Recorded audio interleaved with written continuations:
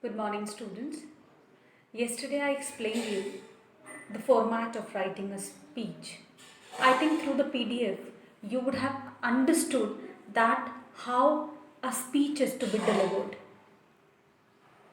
I explained you yesterday that in the speech the speaker is in direct contact with the listeners. So the first paragraph has been explained accordingly. The first paragraph includes wishing to the audience, or you can say greeting to the audience, then introduction of the speaker, and then comes the introduction of the topic. That becomes your first paragraph. In PDF I have even sent an example to you that how the first paragraph can be written. Now let us talk about the content of the speech, the main content of the speech, that is remaining 3 paragraphs. The speech is to be written into 4 paragraphs. As I told you that in article also you need to write 4 paragraphs. Accordingly in the speech also, because it's a long composition carrying 10 marks, so 4 paragraphs are to be written. Now let us talk about the second paragraph. Children, in the second paragraph, you would explain the meaning of that particular topic. What does it mean to you? Suppose you're writing about physical fitness. So how will you start with it? What is physical fitness? What is fitness for you? How somebody can be physically fit? That comes the meaning of the particular topic. Then we need to elaborate that topic. What are the effects of the physical fitness and what are the causes which makes us to remain physically fit?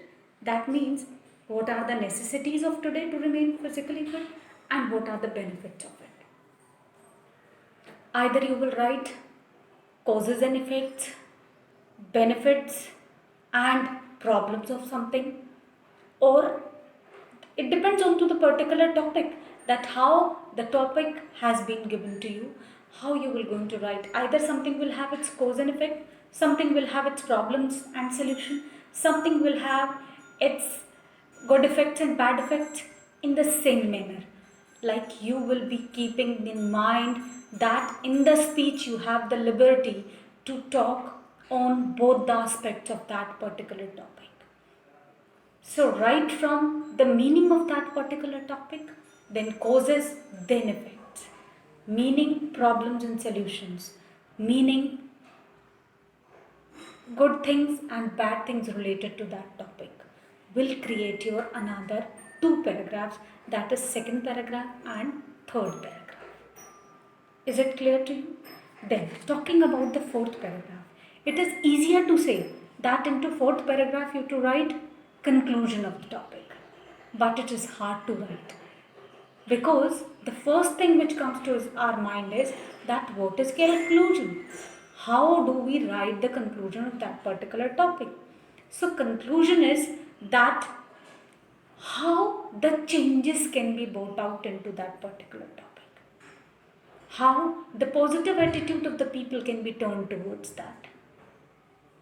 What changes can be made by you as a human, as the member of the society, and what are your, sometimes the topics are such which are related to the government, some issues are so which are related to particular authorities. So you even may write that what are your expectations from the people, how do you want people to make the changes into it, and what are your own views. How do you think, being a common man, we all can try and bring that change in the society in that particular topic? If we talk about the physical fitness only, then how a human being can remain fit, that can be given as a suggestion into last 2-3 lines. So that becomes the conclusion of the topic.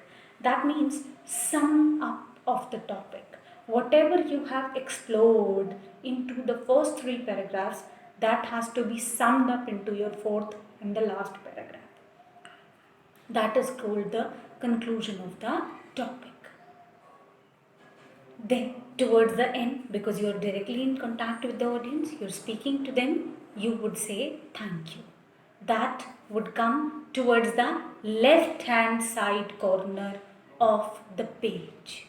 Thank yous to be written towards the left hand side corner of the page after finishing up your speech. That is the end of the speech. Now children, with this I am going to attach PDF which will include examples of 2 speeches which has to be written by you into your notebook, and 2 questions also will be added so that you can try and write those into your notebook. Thank you children.